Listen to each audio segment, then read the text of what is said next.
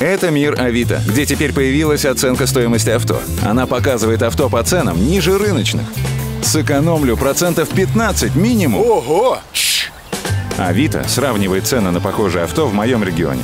Они смотрят на модель, год выпуска, пробег и многое другое. Авито. Покупайте автомобили по отличной цене.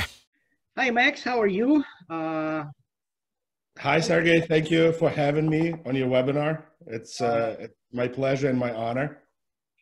Thank you for your time. And first of all, I want to thank you for giving us a chance to translate and publish your books and bring this unique knowledge from one of the most advanced markets to Russian automotive community. And I'm sure that it will help it develop new efficiency and increase profitability.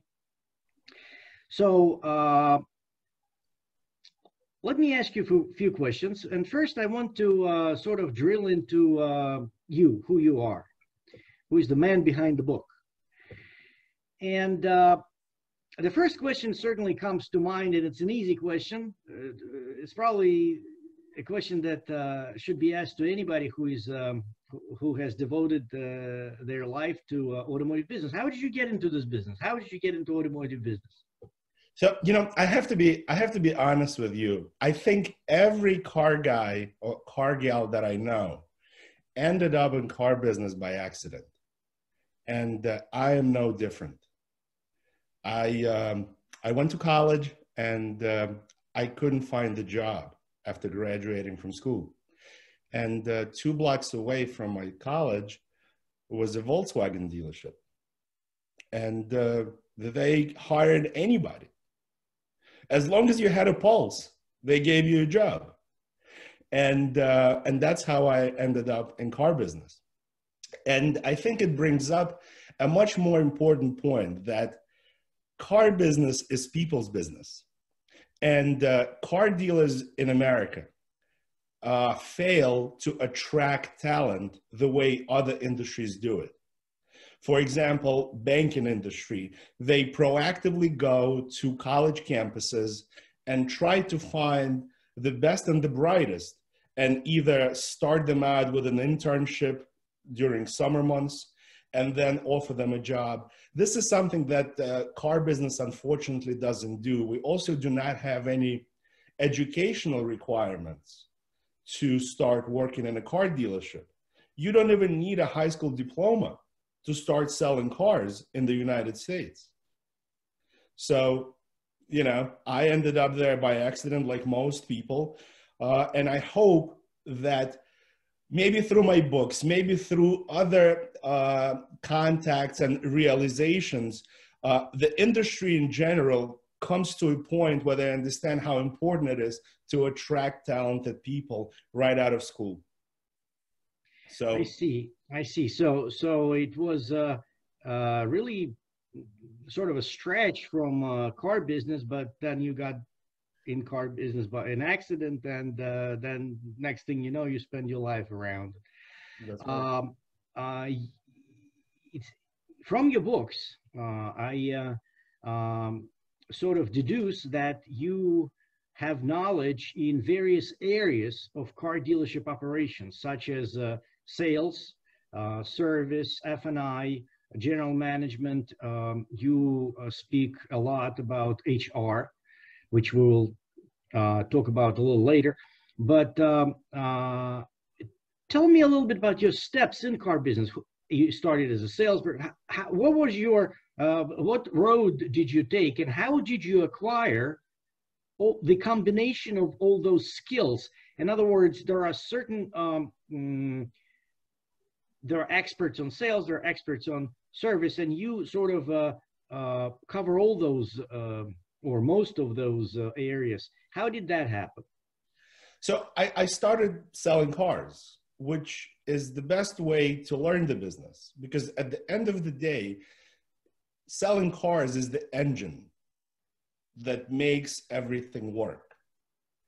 So I encourage everybody who wants to learn the business to learn it that way. So I started out as a salesperson, and then car business is very unique, right? It doesn't matter who you know or who knows you. If you are a producer and a high performer, you will be promoted, whether you like it or not. And you will be promoted into management, even though you have no clue about management, right? Because, you know, let's say I was selling 25 cars a month, and maybe I was a decent salesperson. It by no means it qualified me to be a manager, right? But that's how the business works, right? They pull you from the floor and they say, hey, Max, starting tomorrow, you're going to be a sales manager. And then it's learning on the job, all right? And I ended up working for dealer principals that had a very unique philosophy, which I don't agree with. But their philosophy was sink or swim. They weren't interested in training you. They weren't interested in investing their time or money. It was entirely up to you. They were willing to pay, and you had to earn it. And that's how I learned, right? With my back against the wall, I learned to be a sales manager, then I learned to be a finance manager, then I learned to be a general manager, and then I learned to be a service manager. So you go from department to department, because the more you understand the way the business works, the more profitable you can be, and better decisions result from that understanding. And it's very unfortunate that in many dealerships, there's a very siloed relationship between sales and service. And there's very little interaction even at the management level, let alone at the, you know, staff level. So I was fortunate enough to understand, you know, every aspect of car business, and that allowed me to be successful, and it allowed me to write books that give you an overview of the business, not from a perspective of a particular department, but from the entire operation. In your books, you put big emphasis on HR department. And earlier, I think in the very beginning of our webinar, you have mentioned that car dealers are not attracting talent. And I actually worked with some companies that put a lot of effort into bringing in good, talented people. I'm sure you know about Reynolds and Reynolds, and they sponsor A&M University in Texas, and they offer college graduates new jobs, and they nurture them into good positions. Why do you put such big emphasis into HR? Is that because of the dealerships? What role do you feel is appropriate and the most effective for HR relating to all the other departments? So, you know, we are in the people's business, right? And we have to have good people to be successful. Turnover, and it doesn't matter what industry we're talking about, employee turnover is extremely expensive. Every time you have to replace an employee, it costs money to find the new hire, it costs money to train them, and most importantly, there is a cost associated with the mistakes that the new trainee makes. So in order for a car dealer to be effective and to be successful, you have to build a really good team. And to do it without a dedicated HR director is extremely difficult, because car business is very dynamic. And as a general manager, you have many things that you have to take care of on a daily basis. And it's almost impossible to be a general manager and the HR director at the same time. It just doesn't work like that. So you need to attract good people, and then you have to be able to retain them. Because if you attract them, but you don't have a good organizational culture, you don't provide path for a career growth, these people will leave, right? Another example I'll give you, if you hire good people, but you tell them, well, guys, you know, last week of the month, we worked bell to bell with no days off. A lot of people will not take that anymore, because quality of life is important. So we have to provide training, we have to provide career growth, because at the end of the day, we're looking for ambitious people, right? We want to make sure that we attract people that will start as the salesperson, but eventually they do express a desire to move on to other departments and grow with the company. And if the company grows and grows the talent base, it makes it much easier for the same company to expand. Because you can acquire a dealership tomorrow, but if you don't have the people to run it, what is the point of that acquisition? Mm-hmm. Max, let me ask you this. I'm sure this is a much wider subject than one simple question, but if you could point out the most common error that the HR departments within dealerships do, and on top of that, give them what would be the top error and the top advice that you would give to HR HR departments of the dealerships? So I think in the United States, we think of salespeople as someone who earns a living through commission. And it is almost impossible to earn a commission when you start out, because you are new to the business, you don't know the product, you don't know the process, and everybody's learning curve is different. So some people pick it up faster than others. But meanwhile, everybody has expenses, right? You have rent to pay, you have bills to pay, and a lot of people drop out because car dealers are not willing in the beginning to offer a base salary that's high enough for the person to pay their bills.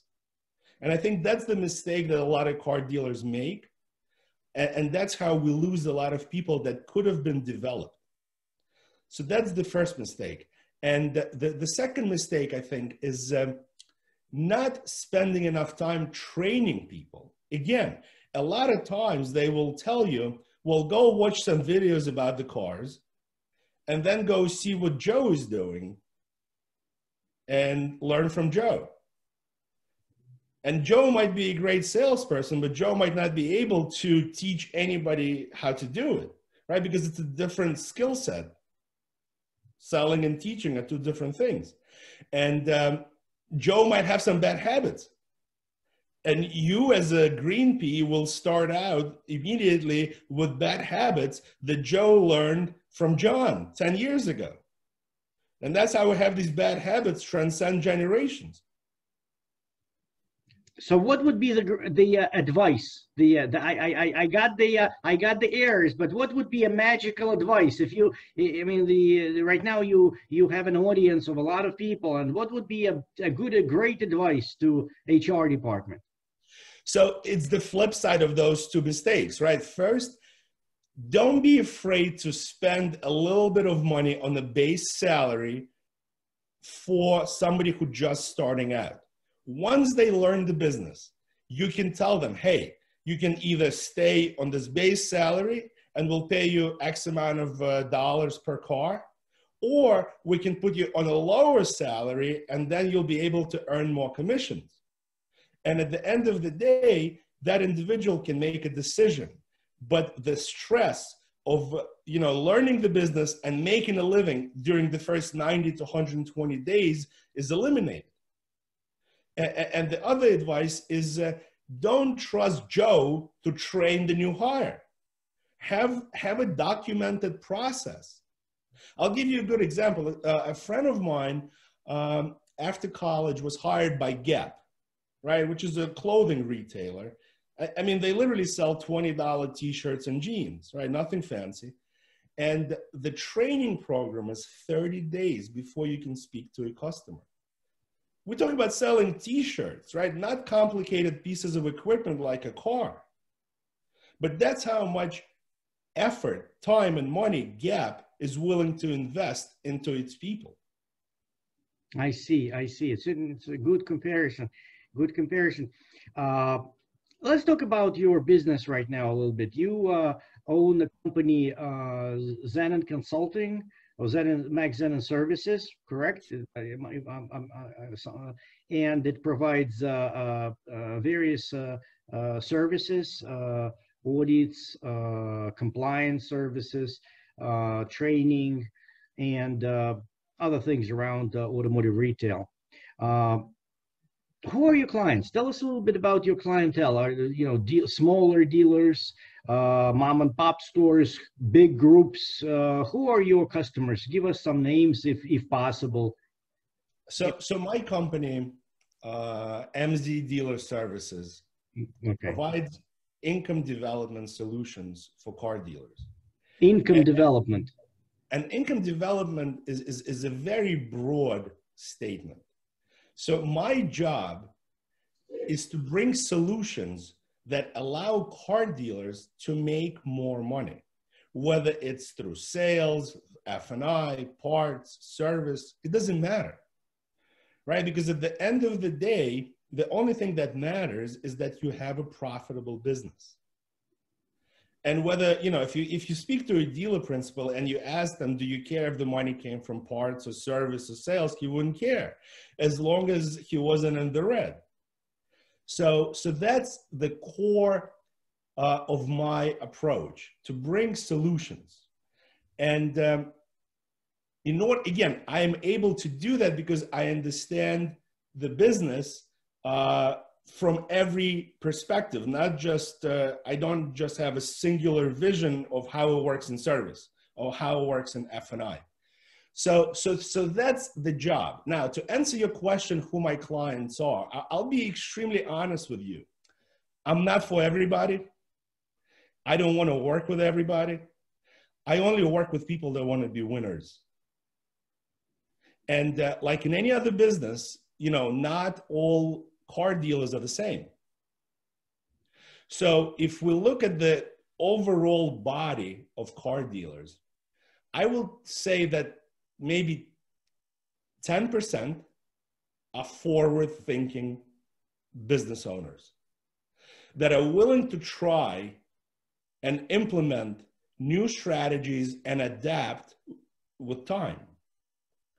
The other 20% are the people that wait for the 10% of forward-thinking dealers to make the first step, and then they jump in. And they are as equally committed, they're just not willing to make the first step. And then you have the remaining 70% of dealers that are not willing to change at all. It's that many. It's that many. So again, to be frank with you, I'm not for the bottom 70% because they have no interest in changing their process. And they're completely content with what they have. And they think that the world is a bubble and it will never change. And, their business will remain the same as it was, 20 years ago, and will be the same in 20 years. So at the end of the day, I end up working with the top 30%, the 10 and the 20. Are these mostly large dealers, average size dealers? What is your usual type of a dealership that is seeking your services to increase their profitability? So most of these guys are initially successful. And that's the key point I want to make. I don't walk into a dealership that's completely in shambles. These guys are successful. They just want to be more successful. They want to try new things. So usually these dealers sell between 300 to 500 cars a month. Oh, so it's the larger dealers. Well, again, because they are successful. They got to where they are without me somehow. And now they want to take their game to the next level. I'll give you a sports analogy. Michael Jordan, was one of the best basketball players, but he was coached every single day. I didn't know that. So I know yeah, who Michael Jordan is, but I didn't know that he was right. coaching. But any successful athlete has a coach. You know, they don't stop training when they win the first championship, right? They don't just show up for the game that's once a week. You know, they are on the training ground the other 6 days a week. So that's what happens. You know, I work with successful dealers that just want to be even more successful, that also want to be survivors, right? Because business is changing rapidly. And one of the benefits of working with me is that I provide an independent, objective view, right? I tell you like it is. I'm not your employee, right? I don't have any sacred cows that I have to protect. Because when you run a business, a lot of times your own people are afraid to tell you the truth, and they become yes men. And as the business owner, you start losing touch with reality because you're constantly being told that everything is fantastic. So I come in and I give you a fair assessment, and I can say, well, by the way, you're doing a hell of a job in service, you know, but you're missing a tremendous opportunity in F&I, or you're missing an opportunity in parts. And like a chiropractor, right? I come in, I make a minor adjustment, we keep an eye on it, and everybody's laughing all the way to the bank. I see. It's interesting what you just said. I trying to digest it and come up with the next question that would be appropriate. Let me step aside a little bit from what we just discussed. You seem to, as you just described, you cover a lot of areas of operations, dealer operations, sales, service, and all, and you have a lot of experience. How many years have you been in this business? 20 years. 20 years. That's close to a lifetime. So, on the other hand, you said that the business is evolving. I think you mentioned that. And as you are providing your services, MZ, how was it? MZ Services. MZ Dealer Services, yeah. Do you feel that your company has reached the point where it already knows everything, or you are evolving with the business? Are you still learning yourself? I'm a student. So I learn every day. And I think the second you stop learning is when everything falls apart. Okay. So every day I learn new things, you know, and a lot of times you have to pick up new things from other industries. You know, you can't be in a bubble and just live thinking, well, we've always done it that way. You know, you when you go out in your regular everyday life, whether it's to a restaurant, whether it's to, you know, buy clothes, you know, you have to see some best practices that other people are engaging in, and see if something like that can be introduced into our business. Give me an example. Home delivery. In terms of what? Especially now, right? During the coronavirus, most Americans shopped online. Whether they shopped on Amazon, Walmart, doesn't matter, right? What matters is that whatever they bought was delivered to their house. So Amazon has been around for almost more than 20 years already, right? And they've been doing home deliveries, and everybody knows how comfortable it is, right? Mm-hmm. So why wouldn't we, especially now in the coronavirus environment, why wouldn't we, as an industry, offer home delivery for the sales department and pickup and delivery for the service department? It seems like a completely natural extension. And instead of putting yourself in a box and saying, well, we've never done it, you know, you have to jump in and figure this out. And yes, there will be accidents. There will be scratched cars. There will be lost keys. There will be angry customers. But at the end of the day, this is how you learn and become competitive. I like this example because your first book that we will introduce a little bit later also says Surviving Digital Revolution.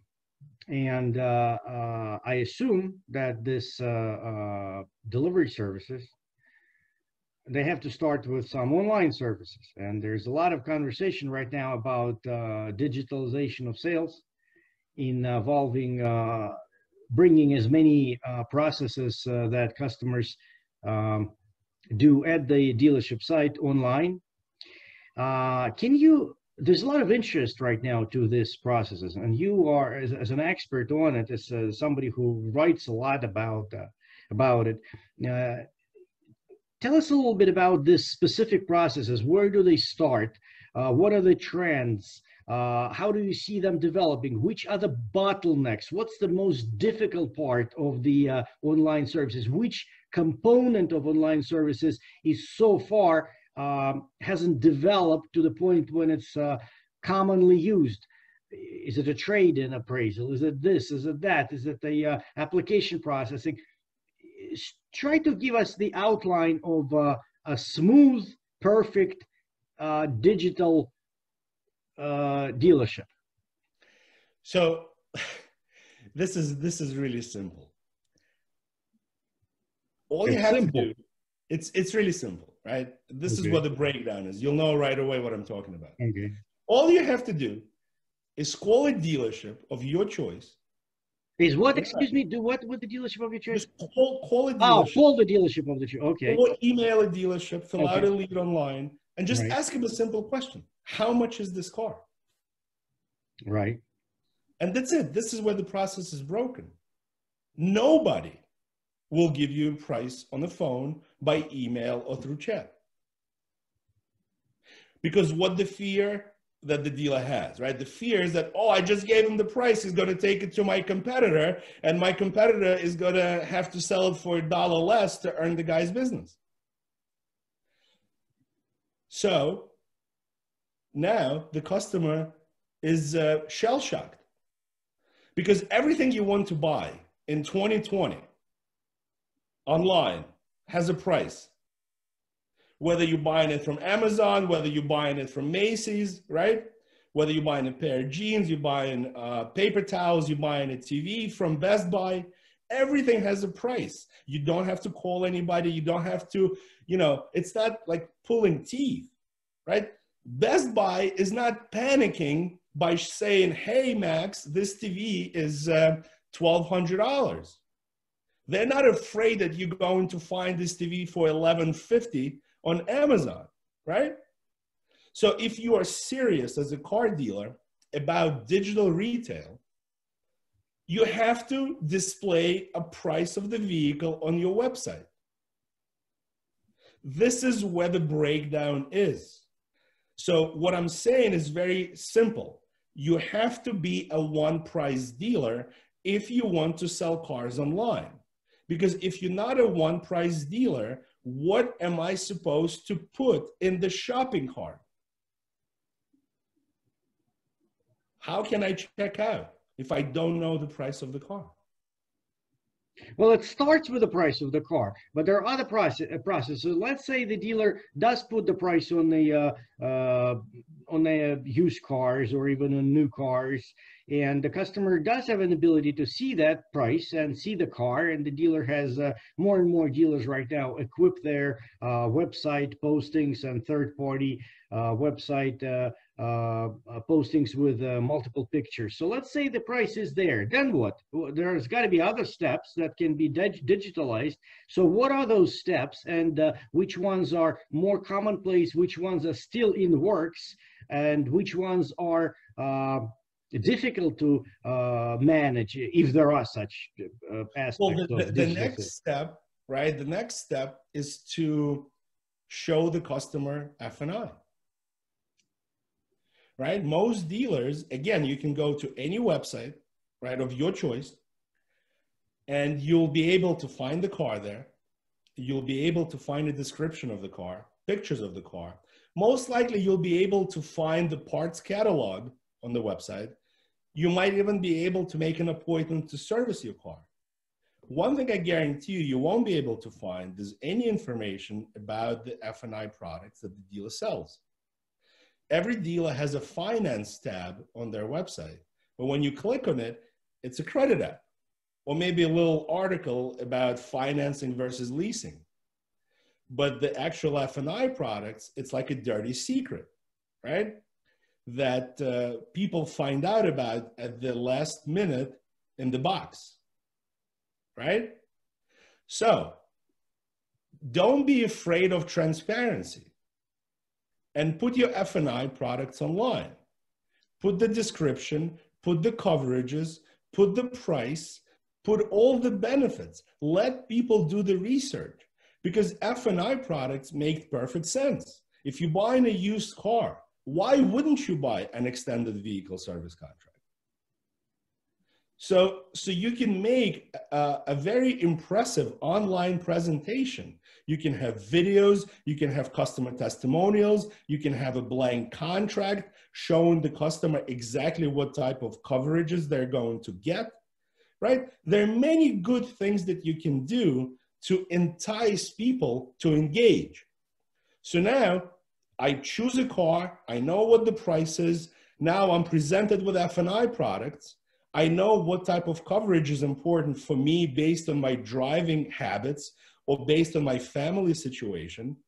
And then the next step is trade-in, right? Which I think we figured it out by now, right? There are multiple plugins out there available for dealers to do a trade-in, whether it's KBB or Edmunds, doesn't matter, right? It's not rocket science. And the final step is lender integration, right? Because if I want to buy a car, I still have to finance it. Most people do not pay cash in the United States, right? So I have to be able as a dealer to offer lender integration right from my website, so the customer can submit a deal, right? Fill out a credit app. This credit app gets submitted to the lenders of my choice as the dealer, lenders that I work with, and the customer has a firm offer of credit instantaneously. All they have to do is print out a receipt to go pick up the car or schedule a delivery. So let me just go through this, what you have just said. It seems to me that what I have picked out, and tell me if I'm wrong, out of what you mentioned is, one is the key to the new sort of digital age of automotive retail is openness, to create a trustworthiness, an element of trust from the very beginning. We don't hide our prices, we don't hide our services, we don't hide anything. We want you to, we're proud of what we do and we want to put it out. Here's our cars, here's our prices, here's our products. Pick one and let's do it. So openness is the key to online sales. Am I correct? Transparency, correct. Transparency, okay. But I have to make another comment here, because if it's only about the price, then what you're going to have is a race to the bottom. Good. Right? So it should never be about the price, meaning that your dealership has to have a compelling why buy from us story. And that story cannot revolve around the price. Because if the only thing that you are competing on is price, you're never going to make any money. I can give you a ton of examples. Let's say an iPhone. They don't compete on price with Samsung. They're more expensive. Much more. But they compete on value proposition, ease of use, tremendous app store, stuff like that. So the same goes for a car dealer. You will be out of business competing on price. you have to have a value proposition besides the price. And many value propositions are pretty straightforward. Home delivery is a tremendous value proposition. Allow me as a customer to do the deal from the comfort of my living room. Home and pickup and delivery for service is a tremendous value proposition, right? Pick my car up at night, work on it overnight, bring it back in the morning. So I don't Are have there to... many dealerships that have overnight hours in service these days? No, no. And So that's what I mean by leaving money on the table. That's what I mean about the bottom 70%. Did you manage to, I'll step back a little bit. What you just said that, majority of dealers don't show up the prices, don't show the prices, don't do this. And among the dealers that you worked with, among your clients, did you manage to get any of them convinced to do these things the way you see them? How many of them went for it? So it's a very hard decision to make when it comes to one price. And the funny thing is that there's a total disconnect between sales and service, right? Because when you go to service department, it's a one price environment, right? It's the same owner, right? It's the same organization, and it's a one price environment. And then you walk into a showroom and all of a sudden it's not the same, right? So this is what's happening. We have two companies right now in the United States, Carvana and Vroom. Both are publicly traded, and both are in business of selling used cars online. And in order for them to sell used cars online, since they do not have any showrooms, they have to be completely transparent. So to give you an example, in 2019, Carvana sold 179,000 cars. 2019? Yes. 179,000 cars. That's a lot of cars. And every one of them is a one price sale. You don't negotiate. And if you go to their website, you don't need to fill out a form, right? To find out what the price is. It's immediately displayed. We also have CarMax in America. And CarMax is the giant used car dealer. They sold almost 800,000 cars last year. Also one price. So the transparency part is the one side of the online retailing that is a must, or seems to be a must, according to what you said, to create from the very beginning sort of an environment of trust between the customer and the dealership. And the second thing that you have mentioned, and I hear you, and I actually want you to talk a little bit more about it, is the integrating of F&I services. Tell us a little bit more details. I mean, it's an important portion. In other words, to integrate into the website tools to apply for the, not just drop a credit application that goes to somebody who gets it printed out and faxes it to the bank, or however that works. What is the difference between the way it has been offered for decades, where you can just fill out the form, and the true F&I integration or some tool integration? Tell me about the most advanced models that are available, and some, that 10% are using, or 10 and 20% they're using. What is the advanced F&I integration model? So you hit it on the nail, right? The problem with the old model is that, let's say I submit my credit app at 10 o'clock at night. Mm-hmm. Dealership is closed. So best case scenario, somebody is going to look at it at 9 o'clock in the morning the following day. And that finance manager is going to submit the deal to the bank. So this is not real-time operation. And in today's environment, people are very impatient. You want it now. You don't want to wait 12 hours for a decision. So a true lender integration means that you basically have a digital storefront on your website that is open 24/7. And you are not dependent on people being in your physical location. Because if you have a true lender integration, that credit app goes to the lender in the middle of the night, and most lending decisions now are made through an algorithm, right? It's not like at the bank, there's a person that's looking at this credit app trying to figure this out, right? It's pure math. It's loan to value ratio plus the credit history of the buyer, right? And the down payment, right? These are the components of a deal structure. So that's something that needs to be provided on the dealer's website. The company that I like the most is called AutoFi, and they do provide this service to their dealers. It's amazing, right? Because it finally gives you an ability to offer your potential customers a complete digital checkout 24/7, whether lease or finance. So what do they do, this company? Let's talk about this AutoFi company that you mentioned. What are they? Give us some specifics. Customer puts in, is that just a mechanism of getting the customer information securely transferred to the banks? Is that, how does that work? Does it shoot it all over the place and then brings the different offers for the customer to choose from? Why do you like that company over the others? What do they do differently from the others? So I think what I like about AutoFi the most is that once you come to the vehicle display page, there's a button that says buy now.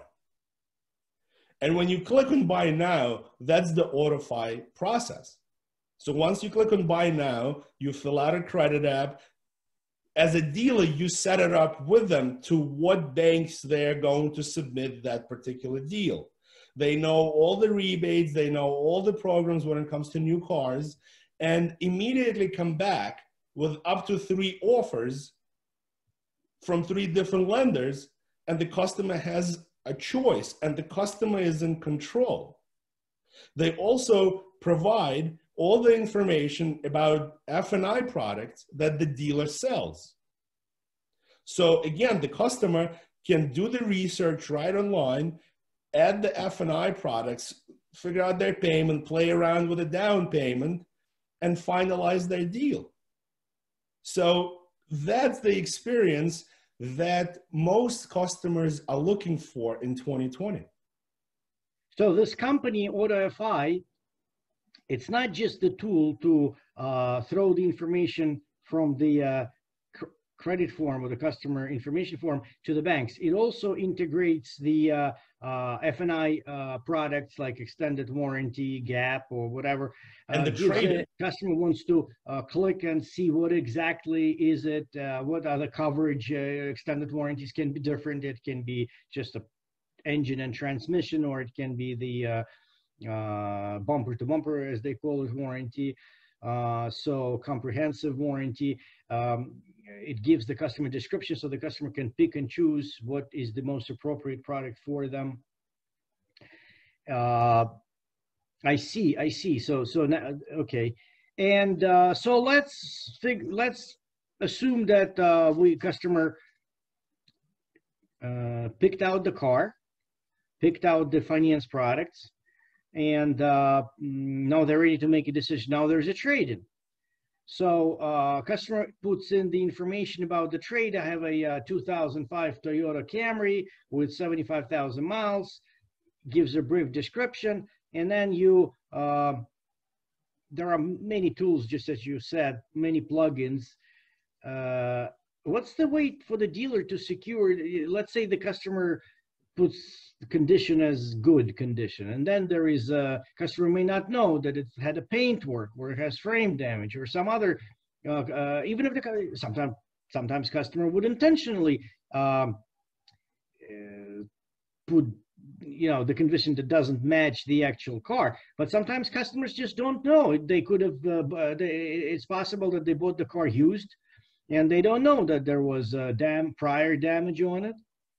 So now the customer gets the appraisal based on Kelley Blue Book or whatever, that the trade-in is worth $7,500. So $15,200.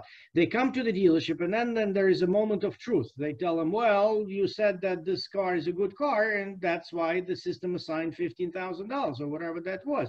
Now, you didn't know that there's got a scratch here, and it's got the frame damage, and it's got the paint work, and it's got a little, it needs some work here and there, and we need to take $3,000 off of that price. What is different? And that has been going on for years. I've been in business for a long time, and I've seen those things happen. It's sort of a bait and switch type of tactics. They offer a higher value for the trade-in. Customer comes in, and then this trade value evaporates. And is there anything new these days where the customer can really get a reliable trade-in appraisal that they know if the dealer is showing them 5,000, 7,000, or whatever that is, it is a real trade-in value? How do you deal with that? That's a tricky question, but what do you say about that? So it's a two-way street, right? So as a dealer, you are trying to sell your car. How do you do it? One of the best practices is to have, let's say, between 25 and 45 pictures of each car, right? And each picture in your inventory should be taken from the same angle, no matter what car I'm looking at, right? So it's like a 360. So first step is to ask the customer to take the same 40 pictures of their car. And then it's no longer subjective, right? A scratch is a scratch, right? You can't, you can't hide it. A bent bumper is a bent bumper, right? You can see it. And customers will, most people are honest people. They'll take accurate pictures, they'll upload them. It's really simple. And then finally, to avoid all the surprises, when we sell used cars, right, one of the best practices for the dealer is to provide a Carfax report right on the website, right? So the customer gets a third-party validation that this car has not been in an accident. So again, it's a two-way street. A dealer should be able to run a Carfax on the customer's trade-in. And if the Carfax is not clean, it should be able to come back and say, hey, Mr. Customer, unfortunately, there was an accident 2 years ago, and because of that, blah, blah, blah, blah, blah. So the point being is that you have to be honest here, right? Because if we do it the old-fashioned way, right, and we give a high number now, and when the customer comes to the showroom, we're going to say, well, because of this and that, it's no longer 15,000, it's 11. The customer gets a bad taste in their mouth. And even if they do the deal, if you look in the mirror and you're being honest with yourself, do you honestly think they will come back to buy another car? Do you honestly think they will refer their friends and family to your dealership? You probably lost them forever. It's a one-night stand. It's not a long-term relationship. I see. It's a good point. Now, let me ask you this. It's sort of a question that comes right out of what we've been discussing over the last few questions. Customers have access to internet. That a lot more educated these days than they were 20, 30, or even 10 years ago.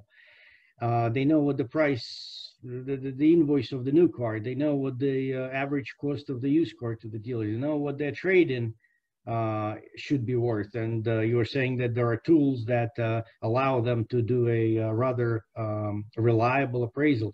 You put the F&I products online so the customer can choose among them. It seems that in this environment, there's it might be hard for the dealer to make money. Is there money to be made in this business, considering everything that's going around? I mean, how does the dealer make money? Is it even possible to make money these days? Yes. The answer is yes. Just because you're being transparent, right, it doesn't mean that you have to give the house away, right?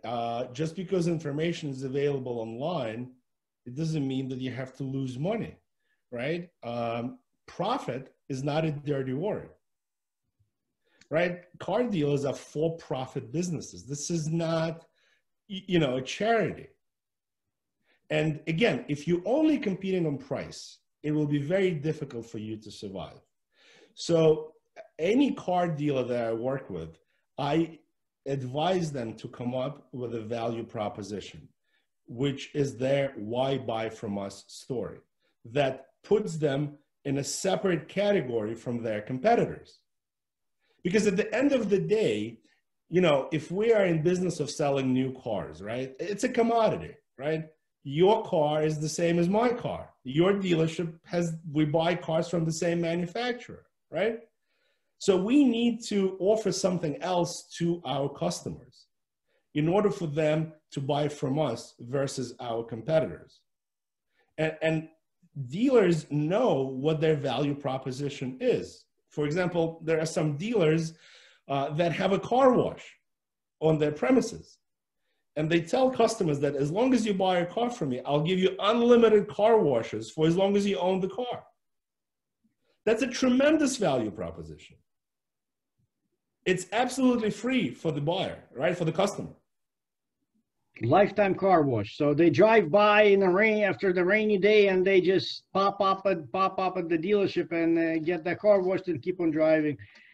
So the why buy car? This is the second time this comes up in our conversation. To build the value, you don't concentrate on selling just a car. Why buy from us story? So you think it's important for every dealership to sort of have a why buy from us story. So if the dealer never thought of that, they should just take a step back and think as the customer think, why should I buy from this dealership rather than from the dealership down the street, 3 miles down the road?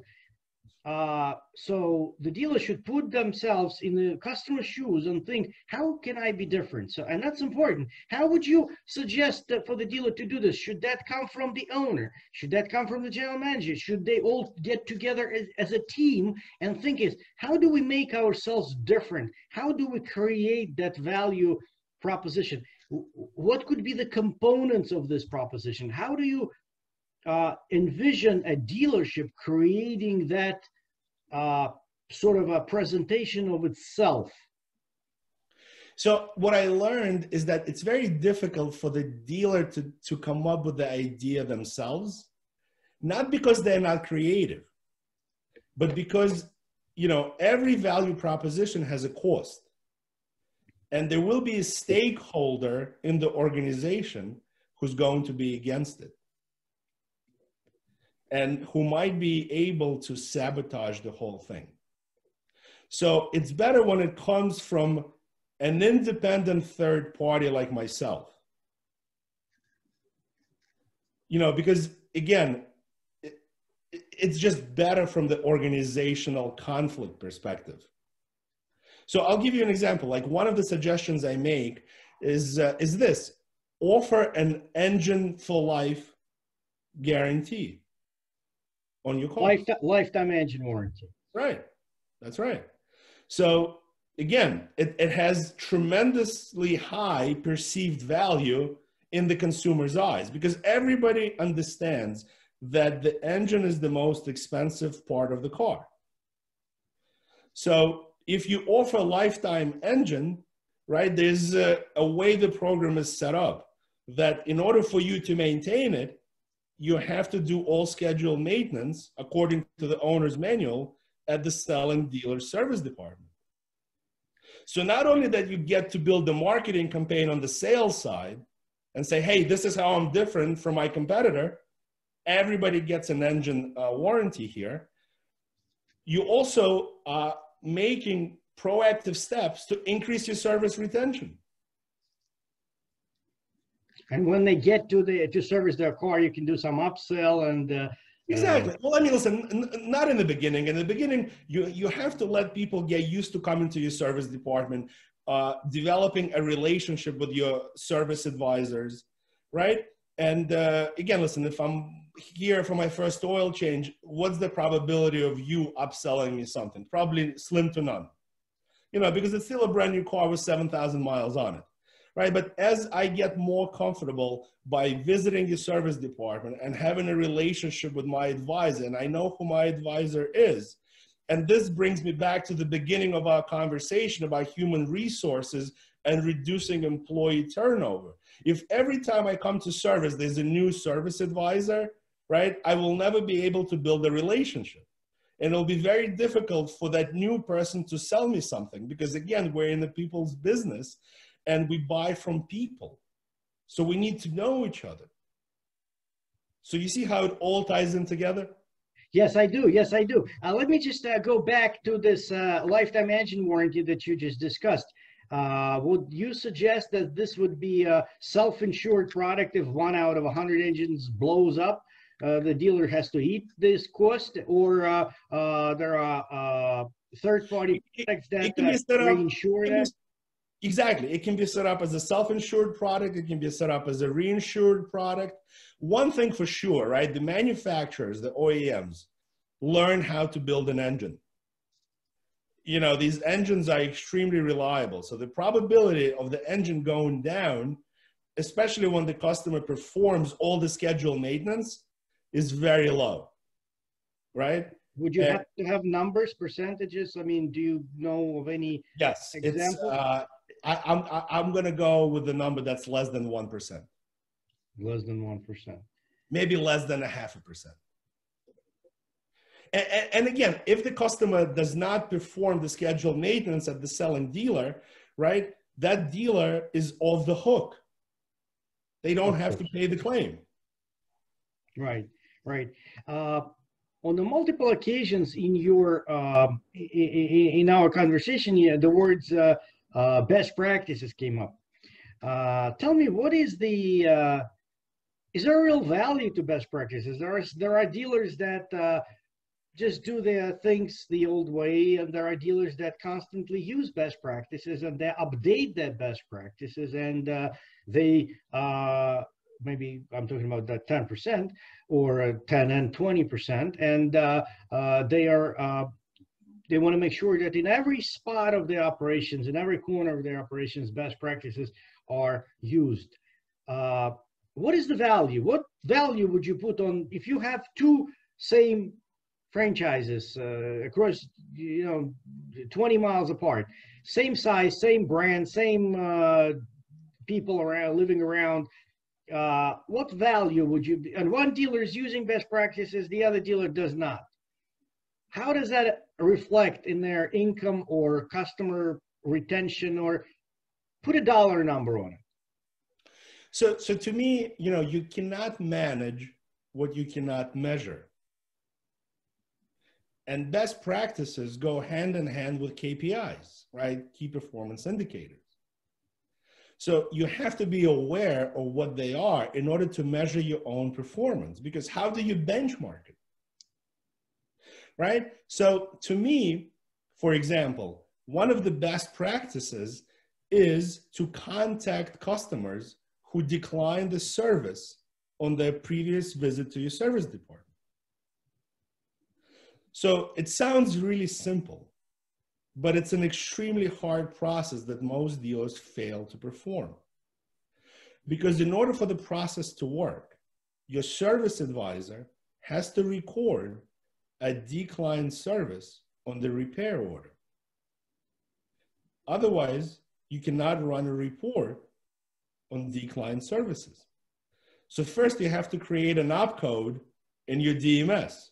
Then you have to train your service advisors on the opcode. Then you have to make sure that they actually record it. Then you have to have a BDC department that makes the follow-up phone calls and schedules the next appointment for that declined service. So this is the number of steps, right? And I'm simplifying it. So how do you put a dollar amount on it? So if nobody proactively asks customers to come back for declined services, all these labor operations and potential sales of parts for that labor operation are gone. It doesn't mean that the customer is not doing the service. They're just not doing it at your dealership. So that's one example. But I want to still keep on pushing you on that point. If you just let's take the not just one specific aspect of, I agree with you. I'm a very big proponent of following up on customers that left F&I department without buying some products. Listen, you bought your car last week, we offered you an extended service and you didn't buy it, maybe you should reconsider, and we can give you an offer or whatever. So following up on customers that didn't buy this or that is a good practice, there's no doubt about it. But it's just one of those best practices. There are others, and we can talk hours just going on about what they are.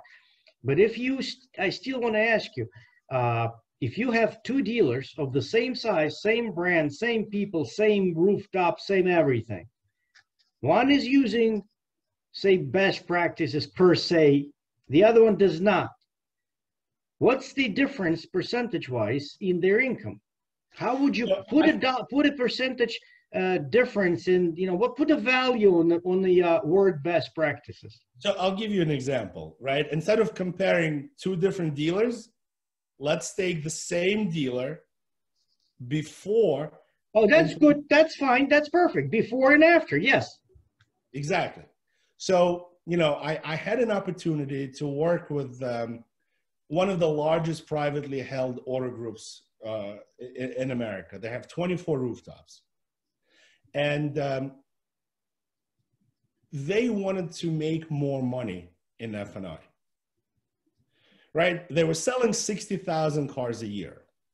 So the sale component was not an issue. They really knew how to sell cars, right? It was down to a science. And there was absolutely nothing I can tell them to do better because they were phenomenal at selling cars. Because the owner was really, really driven by volume. That was, a lot of it has to do with ego. You want to be the number one volume dealer in this brand and in that brand. It gives you a certain satisfaction as a professional. So instead of focusing on improving sales, we started to focus on improving money earned per vehicle sold. And the best way to do it is through F&I.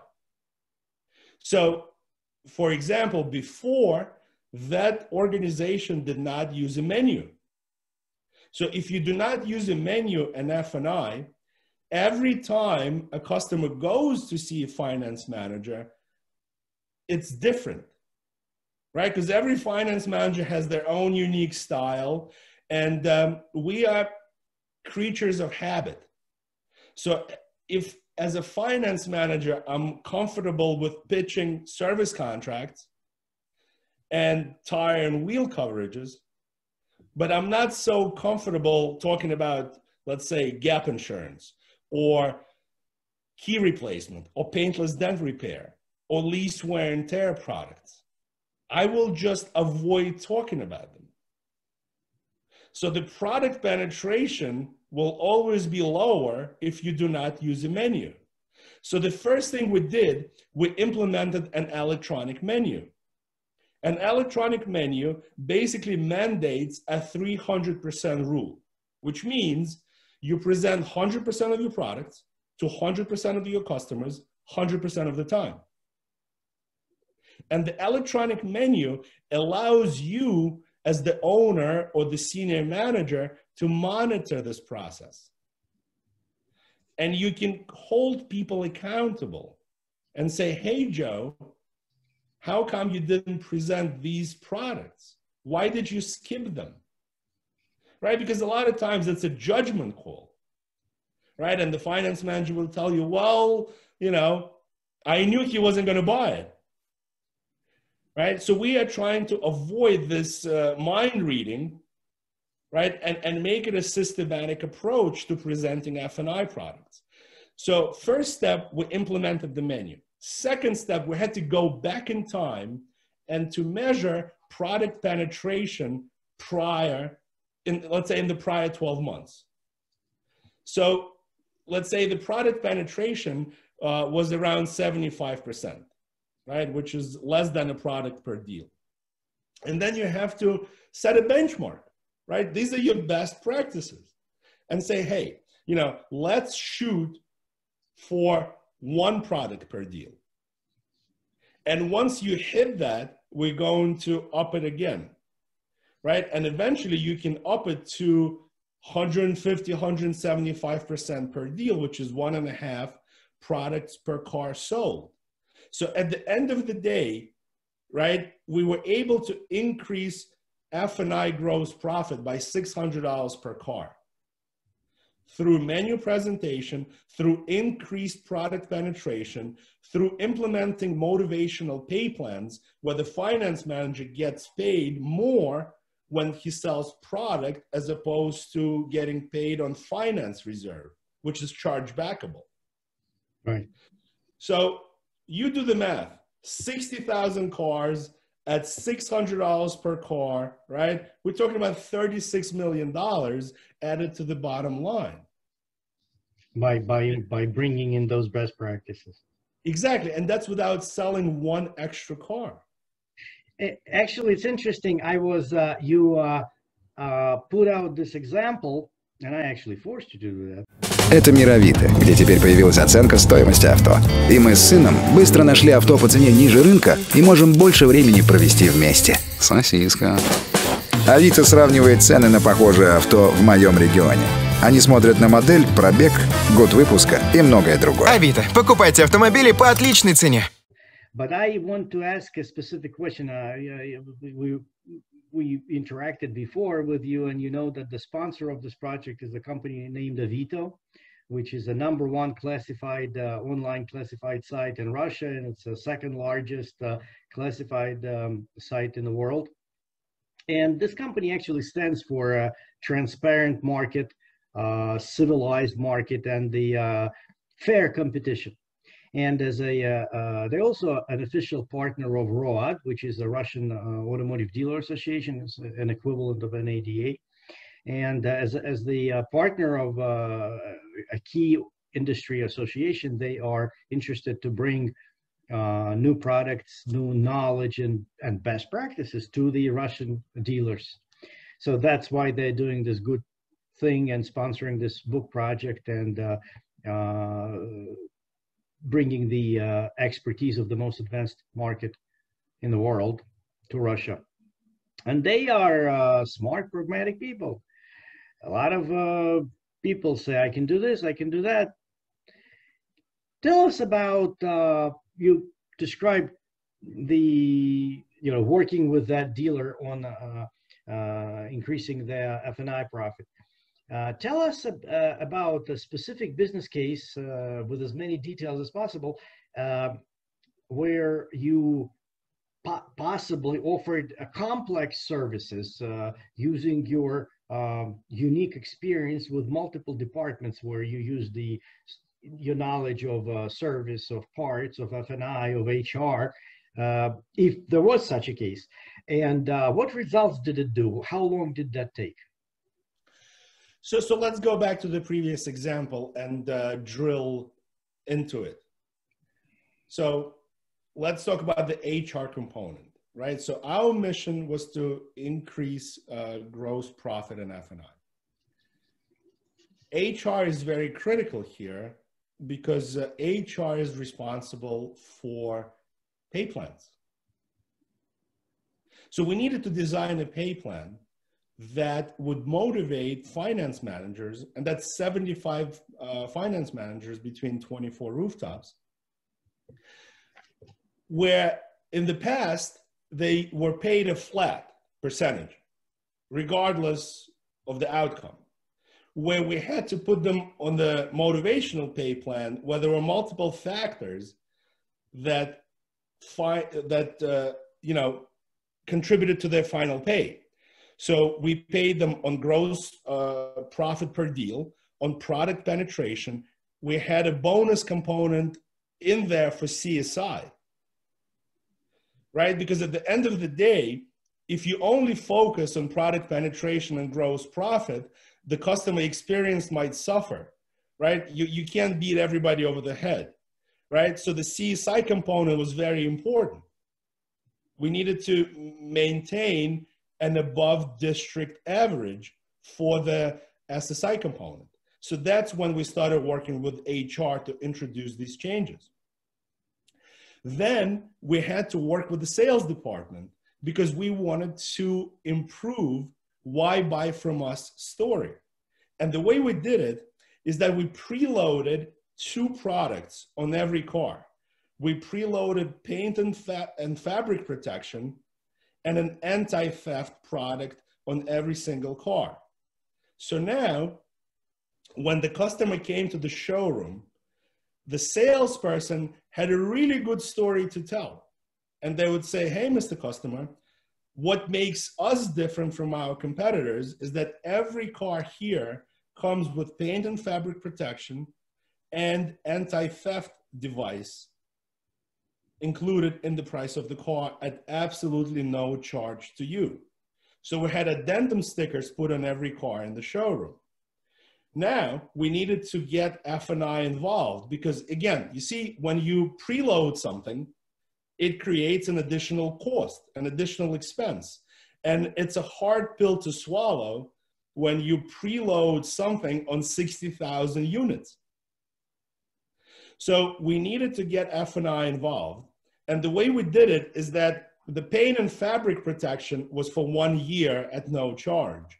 But the finance department had an opportunity to upgrade that coverage and take it out to 5 or 6 years. And it's a very smooth and natural conversation between the customer and the finance manager, right? Because the finance manager can say, hey, Mr. Customer, you got 1 year on the house. For just a few dollars on a monthly basis, we can upgrade you to 5 or 6 year plan, right? So it's not confrontational, it's logical, right? And then we implemented the menu. We narrowed down the number of products a finance manager could sell, right? So you have to create a very controlled environment. You cannot give them the freedom to sell floor mats and accessories. We limited them to paper products, right? And we also made sure that the VSC and tire and wheel products had a tie-back clause in them, meaning that if the customer bought a vehicle service contract and the car broke down within 40-mile radius of the selling dealer, the customer had to take the car to the selling dealer to fix it. So this is how we worked with service. We had to train advisors on how to file claims, on how to treat these people. So when the phone call comes in, it's not a fire drill. So in this, it sounds easy, you know, like we went like this and, you know, you had $36 million additional at the end of the year. But when you drill into it, you see how every department is involved. And to answer how quickly you see the results.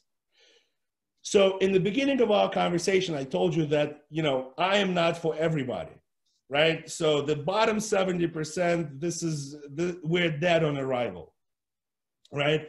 So with 10 or 20% of progressive forward looking thinking dealers, they give you all the necessary support. So I literally think of it this way, in this environment, right? There's 24 dealerships spread between 2 counties. I am not an employee of a dealership, right? None of the rank and file employees know who I am. So how would I walk into a dealership and say, hey guys, you got to do this, this, and that, right? Nobody would take me seriously. So because I had the backing of a forward-thinking dealer, he typed up a memo and he signed it, and I carried it in my pocket. And I would walk into a dealership, whip out my memo, say, hey guys, the owner sent me and he gave me carte blanche to do this, this, and this. And this is really not open to negotiation. What did the memo say? What did the memo say? So the memo said that please follow the instructions, that this gentleman is going to give you, right? Don't fight him, right? So without the support of the dealer, it's impossible to be successful. So how quickly did we see the results? We quadrupled product penetration in F&I in 45 days. In 45 days, you quadrupled the sales of F&I. Wow, that's excellent result. Again, you know, you have to give credit where the credit is due. And I don't want to say that, you know, I have some, you know, magic touch or secret sauce. Without the support of the dealer principal, you know, these numbers will never be that high. So it starts at the top. I see. Max, actually, it's a good point. You started with this example of $36 million, and it sounded like an easy thing. And then I asked you a specific question, and it was obviously a complex project that involved exactly what you have, the ability to manage different departments, put them together, split the effort, and channel the effort into one good thing, into one good project. Let me ask you, let's come to your books. I figured I'll announce them at the end. Today you have many books. We're going to publish hopefully all of them. We're already working on the next books of yours, but today we are introducing the book, The Perfect Dealership. Do you have one to show us? Yes. Perfect Dealership. Here it is. Perfect Dealership by Max Zanan. And there are a lot of books in car retail, a lot of books about car sales, a lot of books about car service. Everything that you're saying during this webinar seems simple. There's no, just as you said, there's no secret magic trick. There's no, you know, secret sauce. However, your book is one of the best sellers in that business. Among others, your book stands out. And you didn't say anything magical, but your book stands out. Your book attracts people who are buying it, and obviously there is information that they gain out of it. So tell us just a little bit about what is your book about? Why is it different from others? And who should read it? Three-part question. Yes. So, what is the book about? What value does it bring, and who should be reading it? So, the book is exactly about what we are talking with you today, right? What we're talking about. It's about looking at your organization as a whole. So, in Perfect Dealership, I have a chapter dedicated to each department, because it makes no sense to be really good at sales but really bad at service, or vice versa. You really need to be good at everything, but in order for you to be good at everything, you need to understand how everything works together and how everything is interconnected. So that's why, you know, I spend time talking about HR, right? Because first you need to get the people for each and every position. Then we talk about sales. We talk about BDC. We talk about F&I. We talk about parts and service and how it all comes together. So that's what the book is about. It's the true manual for somebody who is interested in learning the business. Because again, oftentimes we're in the siloed environment. And if you get hired as a salesperson, you might never be introduced to what's really going on, let's say in parts and service, or what's going on in F&I. And if you have any aspirations and you want to consider automotive retail as a career and not as a temporary gig, then I strongly recommend that you read this book. So it doesn't matter if you work as a salesperson, as a general manager, dealer principal, parts manager, service advisor. If you truly consider that this is your calling and you want to spend the rest of your life in automotive retail, because it's awesome, right? I love it. Everything I have is due to car business, nothing else, you know? So if you are like me, then you definitely should read the book, regardless of your position in the car dealership. So let me just go through it to make sure that we are on the same page here.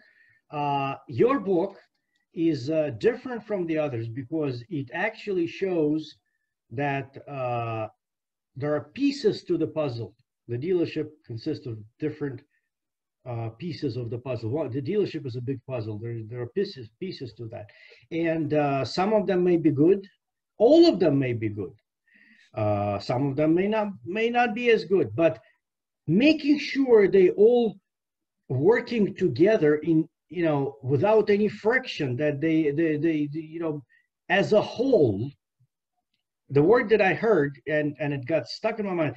We're looking at the dealership as a whole. So your book is about how to put together good and bad pieces, improve the bad ones, keep the good ones, maybe even improve them even further.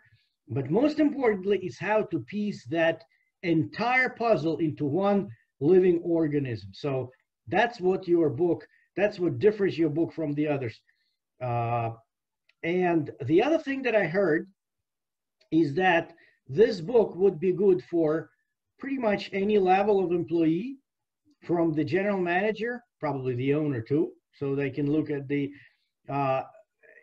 from the general manager all the way down to the salespeople and the mechanics who want to be able to see the dealership not from their narrow spot, but from, as I say, 30,000 feet view, and that will give them a more complex understanding of the environment in which they work now and how to improve and grow their their future, make their future profession better. Am I right on these two things? Absolutely. And also another point I want to make is that the book is real, meaning everything that I write about in the book, I did it. It's not theoretical thinking. I was in the trenches. And when I go to a dealership now on a consulting basis, I know exactly what these people are going through, and I'm not afraid to roll up my sleeves and do it with them and show them. So this is not something, where you have like an armchair professor saying, well, this is how you should do it. This has all been tried and tested.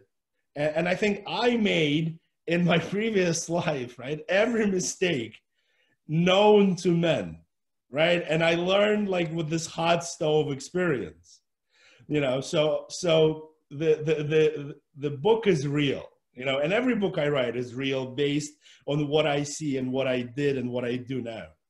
I know, I read your book. I had an honor of reading your book, probably one of the first people in Russia that read it. And it's a good book. It's a great book. I would certainly recommend it myself. And I've been in business you've been in business for 20 years. I've been in business a little longer than that, but I learned some things new myself out of that book. So it's a good book. And I would describe it just as you did. It's a book, how to make the dealership whole. So Max, anyway, I wanted to thank you very much again for your time, for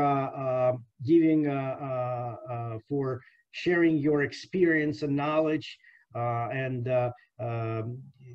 books and the webinar. And you never know, maybe one day you'll come to Russia and get a chance to meet some interesting people. With Russian automotive community, I wanted to thank you again, and thank you for this webinar too. Awesome. Thank you for having me. It was a pleasure and an honor to be here. Thank you, Max.